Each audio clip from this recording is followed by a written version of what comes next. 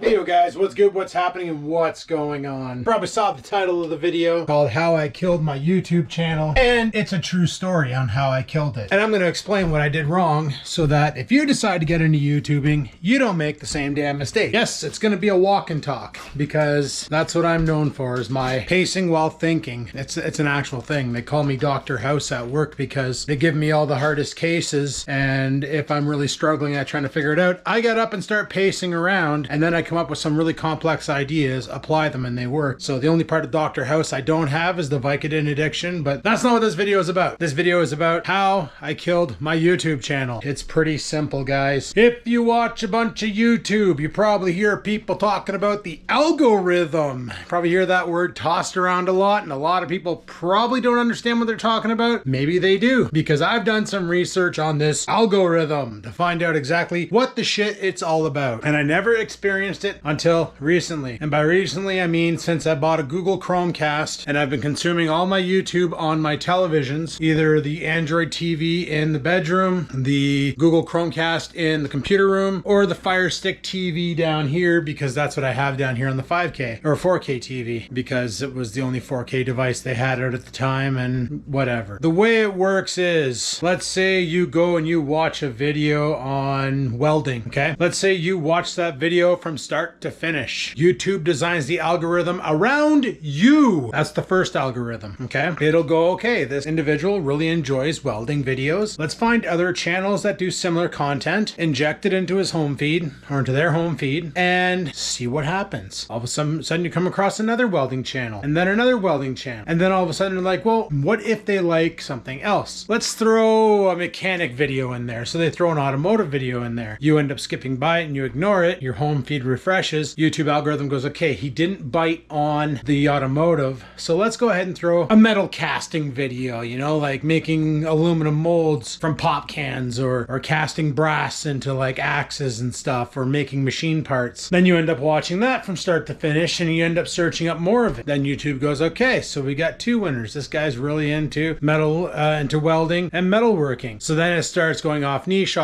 until it'll generate an algorithm for you on stuff that you're going to watch start to finish to generate the most view time on YouTube, therefore generating YouTube the most monetizable ad revenue. Kind of smart, right? Now, the way it works for content creators is, let's say you start a YouTube channel based on, I don't know, automotive repair. Let's just say automotive repair. You got a channel, you're basically fixing cars. Let's say your channel is that you just randomly tell people, like, come over, I'll fix your car for free as long as I can videotape the repair. You just pay for parts, I'll do all the labor, but I get the videotape. So you make about 30 videos doing this. YouTube goes, okay, this is an automotive channel. We have a bunch of viewers that like automotive stuff, so it'll force inject those videos onto their home screen. They might see it, click on it, like it, watch it, think this is great. Greatest thing ever. Now all of a sudden one day, Captain Automotive Guy, he's sitting there and he's on YouTube watching, and he comes across a video of a guy doing, I don't know, let's say moto vlogging, okay? But he's out on his motorbike and he's talking to his GoPro and talking about his day and so on and so forth, and traffic and weather, and doing whatever moto vloggers do. And he looks at Buddy's channel and goes, holy shit, this guy's got like 1 million subscribers. I only have 33,000. Holy shit, this guy's getting like 100,000 views a video and I'm only pulling in 16,000. I'm doing something wrong. I need to do moto vlogging. I even own a motorbike, you know? So then Buddy goes out and buys a GoPro, straps it to his helmet, and he starts making moto vlog videos on the automotive channel. This causes a problem with the algorithm because now you're completely going off your niche and you're producing content that is outside of your automotive zone, even though you're theoretically still in the automotive zone, like you're riding a bike, but you're not showing people how to fix things. You've completely changed your entire program from an automotive repair channel to a driving on a motorcycle and talking to a camera channel. This will throw your algorithm off because now YouTube doesn't know, okay, what do I do now? I don't know who to give these videos out to. What is this guy? Is he an automotive guy? Is he a vlogger? I don't know what to do with. And then, you know, the same thing happens later on, but he's watching some videos and he come across gaming and he sees somebody playing Minecraft, and Minecraft starts blowing up. Oh my God, this guy's doing huge on Minecraft, and all he's doing is going around punching trees. I can punch trees on Minecraft. So then Buddy starts making Minecraft videos on his automotive channel. Once again, confuses the piss out of the algorithm. Now it really doesn't know what to do. So it just stops suggesting you on people's home screens because it doesn't know what your niche is and where you fit in the YouTube culture. And that, my friends, is how I broke my YouTube channel. I started off, 11 years? I started out in 2011 is when this channel began. But I actually started YouTubing in 2009, way back in the day on the old Skivinz channel, which a lot of you probably don't even know. It's still there, but the videos are gone. I've already downloaded them and re-uploaded them to this channel as a Skivinz TV thing. And the first video I ever made on YouTube was Oreo and the hose, where me and the girlfriend were out back in the yard, and I don't know why, I think she was washing her car or something, and Oreo freaked out at the hose, so she just shot it over his head. He jumped up and tried to bite it, so then she started getting him going, and he was chasing after the water hose. And that was my first video ever, was filming his reaction to the water hose and him chasing after it, barking at it, biting at it, having a good old time. And then I started making some other videos of the dog doing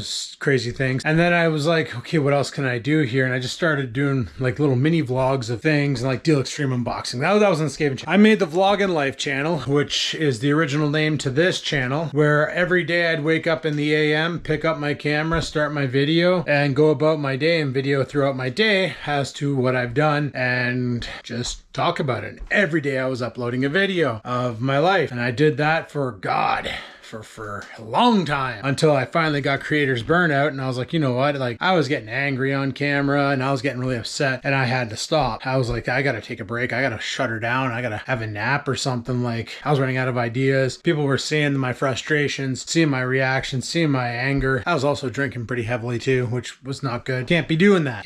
So I ended up switching up the channel, rebranding it to the Skivinz name, you know, now the fat biking, fishing, you know, whatever. And because I did that, and I also introduced some technology on the videos and stuff. Problem is I'm such a variety channel. The algorithm has no idea where to put me in the mix. Not saying I'm going to stop what I'm doing, because honestly, I don't really care if I don't get discovered. I see people like Kid Behind a Camera and others that are massive YouTubers, and they have some real trust issues with people because they don't know if they're trying to be their friend or if they're just trying to use them to get some fame on the platform so they too can make huge money. And apparently the niche goes, make huge money without putting in any effort, which, let me tell you, YouTube is not easy. You got to learn how to edit, you know, you got to learn how to film. Filming's not exactly the hardest with a cell phone. Anybody can just pick up their cell phone, shoot a video, but there is still editing and then learning the system and going from there. Like back in the day when I used to shoot the vlogs, like, I'd be filming all throughout the day, get about 2 hours of footage, and then try and squeeze that into a 20-minute video for the next day. And there was always a time constraint, because on top of that, I was working 8 hours a day. On the weekends, it was a little better because I was off all weekend. I could fart around with the camera and have a good time. But during the week, it was brutal. Yeah, like this YouTube algorithm, it goes both ways. It goes both ways. If you're searching videos,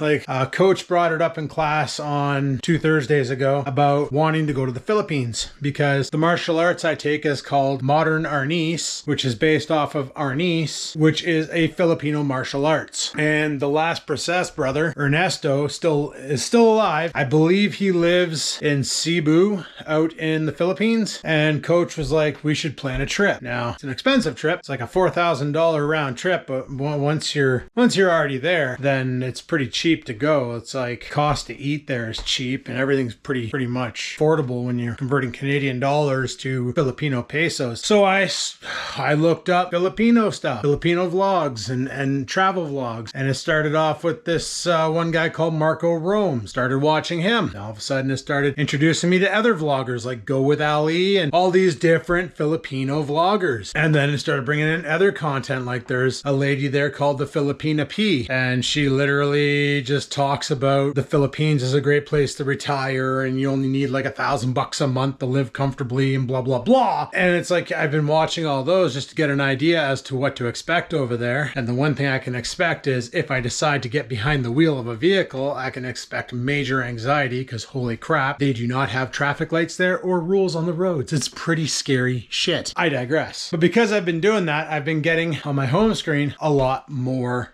content like that. Okay. So when people talk about the algorithm and to make it work for you on YouTube, the way it works is if you have a niche, if you're a welder and you're making a welding channel and all of a sudden you want to take a crack at making moto vlogs or video gaming or I don't know, I'm trying to think about the niches, truck camping, you know, don't take your automotive channel because you have a lot of people on there and start putting truck camping videos on it like I'm going to do with this channel, because unlike people who are trying to actually make this a side hustle, I'm just doing it because it's fun. Make a separate channel for truck camping and then let that grow. I was sitting there going, you know what, maybe I should just make another channel. You can easily bang out another channel in like 5 seconds on YouTube, do a truck camping channel and upload camping videos there of the build journeys and the adventures and different things, and that way there would be a direct niche. I thought about it. I may still do it. I don't know. But as far as this channel goes, yeah, a lot of people are like, how come you've been vlogging for like 15 years? You still don't have like 100,000 subscribers and stuff. It's because I broke my channel being stupid. I can't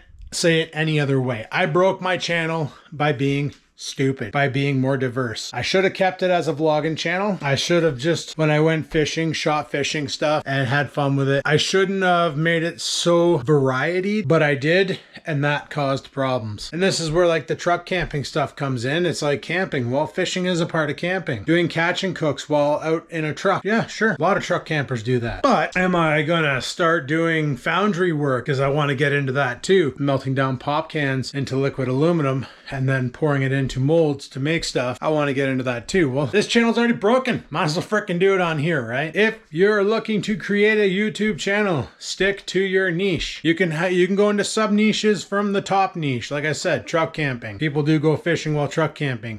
People do bushcraft while truck camping. People do all sorts of stuff. You can even divert off of truck camping and go camping, you know? You could even say, today instead of truck camping, guys, we're gonna take the boat and we're gonna head out to an island and set up camp there. It's a camping channel. So it doesn't have to be strictly overlanding. You can make it a camping channel. But if it's a camping channel and all of a sudden you're like pooping out Minecraft videos on there, you're gonna confuse the algorithm. Your videos are gonna take a dive because people are showing up to your channel to watch you camp, not to watch you punch trees in a video game. They may tune in if you're doing modifications to your vehicle in the terms of camping, like installing solar panels on the roof of your truck cap or your van to generate unlimited electricity for camping. You know, if you're installing a diesel heater in your vehicle to produce heat so you can carry on in the winter, stuff like that, chances are people who are camping will get involved and watch, because this is stuff that they might be able to implement to their rigs and get away with and enjoy more of that glamping lifestyle while you're out there just balling on a dime or whatever. I don't even know what I'm saying anymore. It's fun. You don't want to mix it up where like you're doing a camping video and all of a sudden now you're reviewing laptops. You don't want to mix it up where you're an automotive channel fixing cars and next thing you know you're putting up Minecraft gameplay. You don't want to be a reviewer, a product reviewer for certain things. Like let's say you're a survivalist channel, and I actually seen a survivalist channel take this hit and lose a bunch of views. They would just review nothing but survival gear that they'd get sent to them, or they'd buy themselves axes and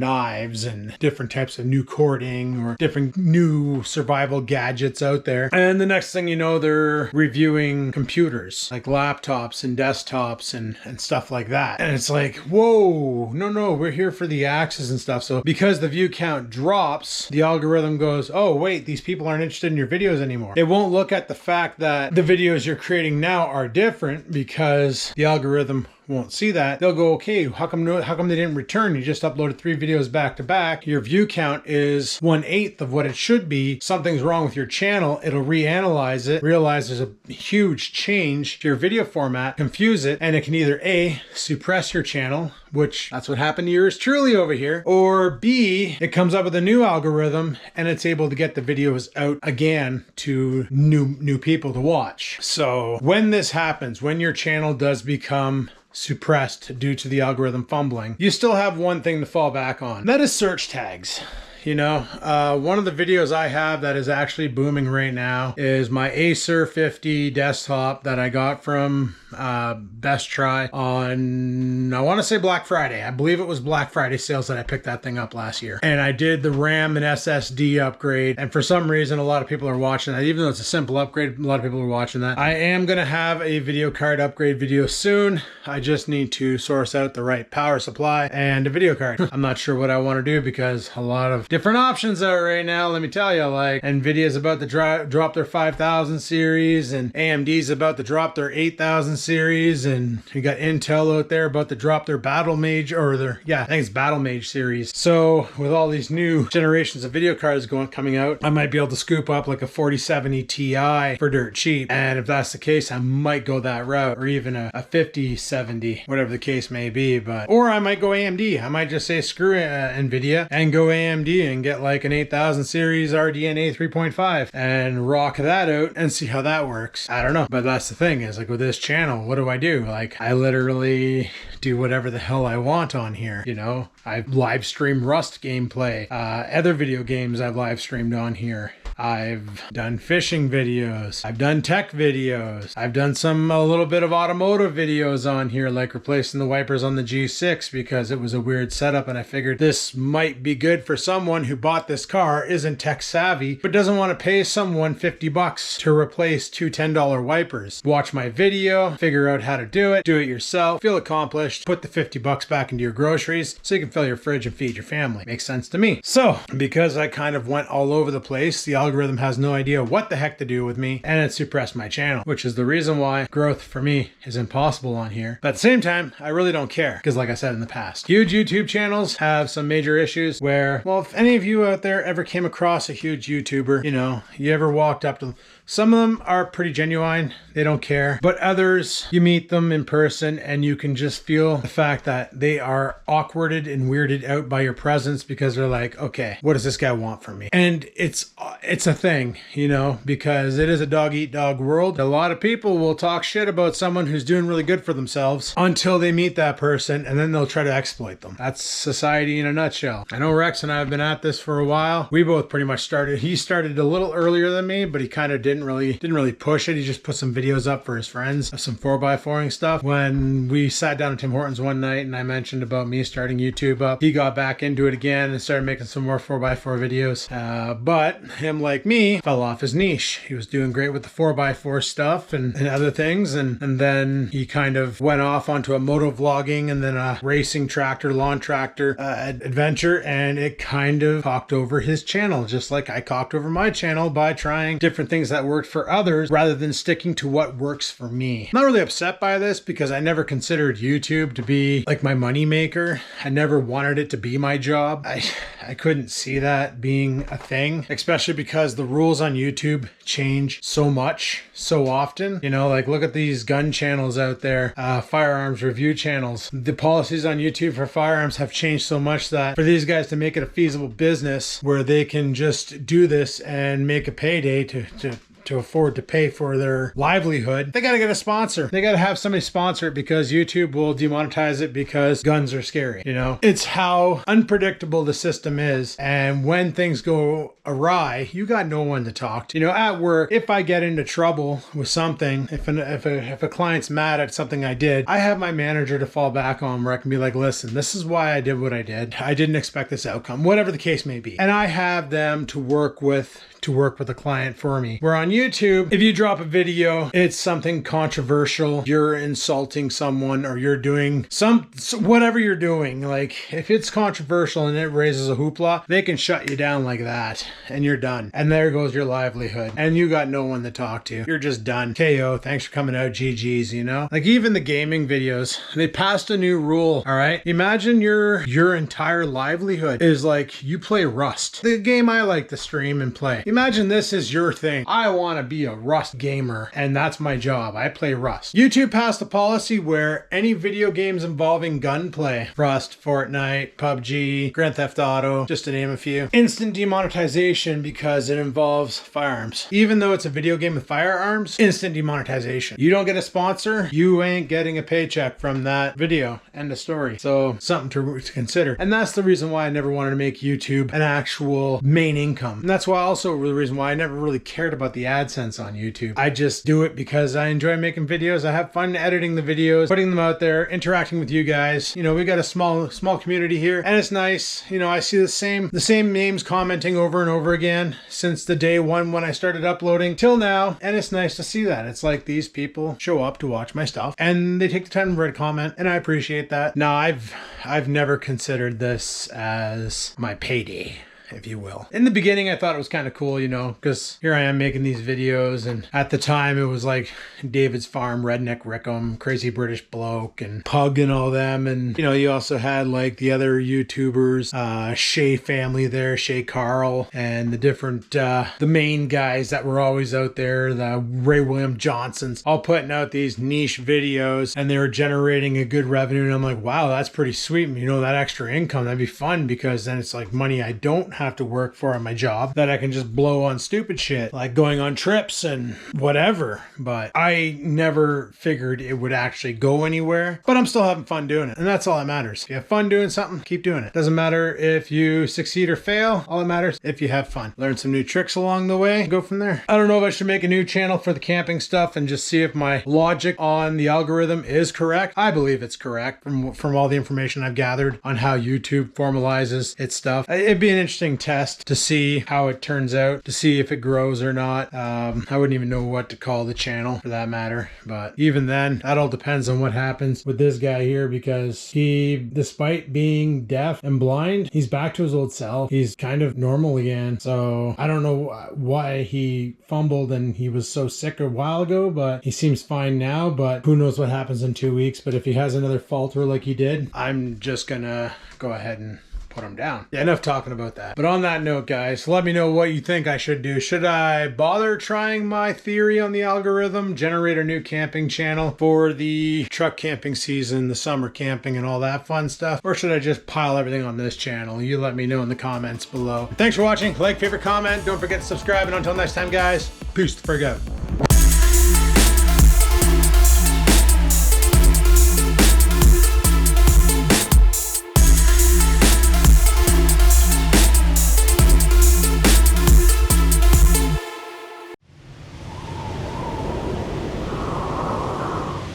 Sit, stupid, sit. Good dog.